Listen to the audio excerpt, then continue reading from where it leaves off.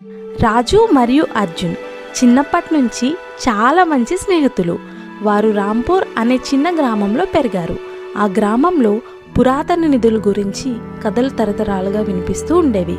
ఒకరోజు సాయంత్రం నదీ తీరంలో కూర్చున్నప్పుడు రాజు తన జేబులోంచి మడిచిన పాత కాగితం ఒకటి తీశాడు.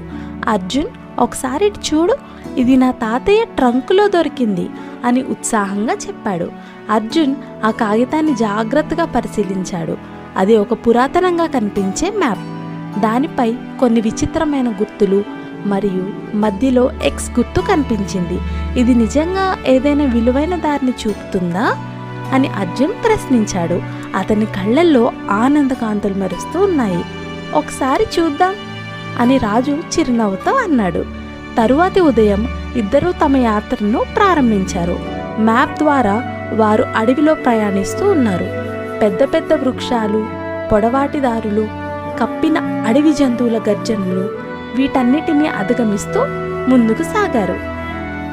గంటల తరబడి వెతికిన తర్వాత వారు ఒక పాత దేవాలయం వద్దకు చేరుకున్నారు. మ్యాప్ ప్రకారం నిధి ఆలయపు వెనుక భాగంలో ఉందని తెలుస్తోంది. వారు తవ్వడం ప్రారంభించారు. కొన్ని గంటలు గడిచాక అర్జున్ తన గుంటికను మట్టిలో నాటినప్పుడు ఒక కఠినమైన వస్తువును తాకినట్టు అనిపించింది.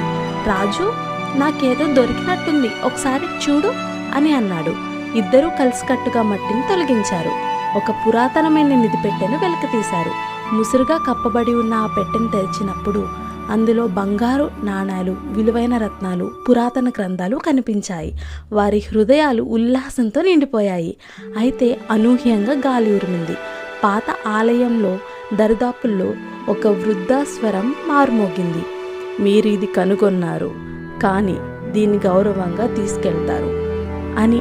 ఆ స్వరం వినగానే వారు భయపడినప్పటికీ కూడా రాజు, అర్జున్ ఒకరినొకరు చూసుకున్నారు. ఈ నిధి వారి పూర్వీకులకు చెందిందని వారు అర్థం చేసుకున్నారు. వెంటనే గ్రామ పెద్ద దగ్గరికి తీసుకెళ్లాలని నిర్ణయించుకున్నారు. వారు తిరిగి రాగానే గ్రామ పెద్ద ఆశ్చర్యపోయి, ఈ నిధి రాంపూర్ ప్రజలకి చెందినది, మీరు చేసింది చాలా గొప్ప పని అంటూ వారి భుజాలపై చేయి వేసి ప్రశంసించారు. ఆ నిధిని గ్రామాభివృద్ధికి ఉపయోగించారు. పాఠశాలలు నిర్మించారు, పేద ఇళ్లను మరమ్మతు చేశారు, గ్రామాన్ని సుసంపన్నంగా మార్చారు. రాజు మరియు అర్జున్ ధనవంతులుగా కాకుండా ధర్మవంతులుగా గుర్తింపు పొందారు. ఆ రోజు నుండి వారి పేర్లు రాంపూర్ చరిత్రలో చిరస్థాయిగా నిలిచిపోయాయి. వారి నిధిని కనుక్కున్నవారే, కానీ అది న్యాయంగా ఉపయోగించిన మహానీయులు కూడా.